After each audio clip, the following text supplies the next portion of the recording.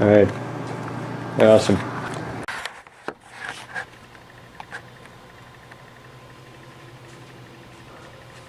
Right. Now, have you ever seen an advertisement or watched an advertisement on a video on YouTube? Maybe even you've played a video game. If you have, then you, like many other Americans, have come into contact with graphic design. Now, I am a graphic designer in training, and I use a Wacom Bamboo tablet.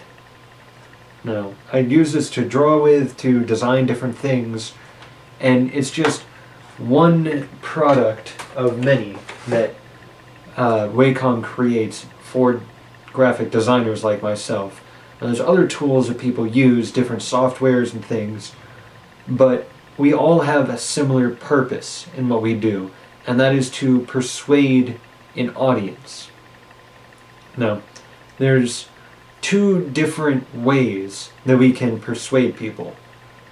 We can persuade through self-persuasion or explicit persuasion.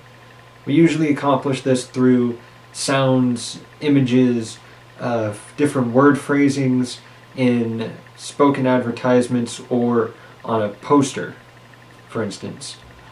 Now, in video games, mostly what's used is self-persuasion, where an audience member or player will persuade themselves of a simple idea, subconsciously. Now, as Salim Alabash and Kevin Weiss have shown, video games range in topic and purpose. However, they share a commonality in that they are trying to persuade players.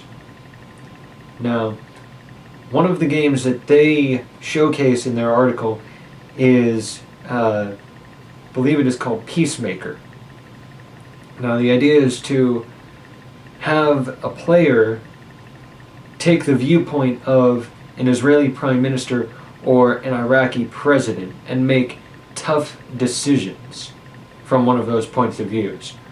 Now, in doing so, they can create this idea of a positive outlook on one and a negative outlook on another, or vice versa, depending on which person they chose. Now, the idea is similar in all games.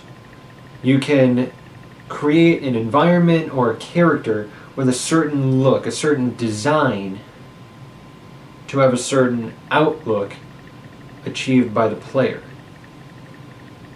Now, the idea of changing someone's outlook is based in attitudes, which, as Alabash and Weiss have shown, attitudes are based on human emotion. Positive emotions produce positive attitudes, negative emotions produce negative attitudes, which leads into the next kind of persuasion, explicit persuasion, where an audience member will consciously persuade themselves to change an attitude or behavior based on new emotional input. Now, let's take cigarettes for example. If kids were brought up in a home where smoking was okay, they may think that they can smoke, and it's good, it's something that's fun and easy to do. Now, if you presented them with a video game or an advertisement that showed that smoking is bad and it causes several undesirable outcomes in that character's life, then perhaps the person's attitude towards cigarettes will change. It's the same thing that Ivory and Castle show in their article. They show that aggressive behaviors in video games can produce aggressive behaviors in children and other players. The idea is that aggressive behaviors are based in part from aggressive games because they are looked at in a positive light. They're glorified, so to speak.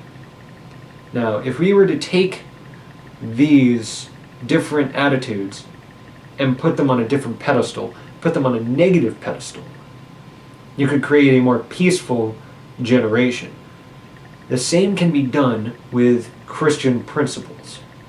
If you take Christian principles, the idea that creation is true rather than evolution, for example, then you can elevate those beliefs and you can create a generation where these beliefs are acceptable and even practiced in daily life. Now, the final thing is that the need for graphic designers is growing all the time. From 2008 to 2018, as our Alban book has shown, the expected growth of the graphic design industry is expected to go up 13%. Now, that may seem like a rather small number. Anything less than 50 is usually seen as small. However, with graphic design, that is a huge, huge number.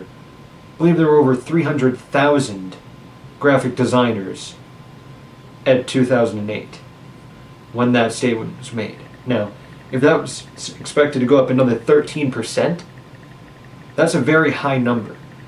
And if that many people are persuading others to a certain outlook, shouldn't that outlook be something that's positive, uplifting, something that is godly? I think so. I'm really hoping that through this speech I've informed you enough to see that you can use graphic design to persuade others, and that persuasion can be used to exemplify God, to show God to others, and persuade them to follow Christ.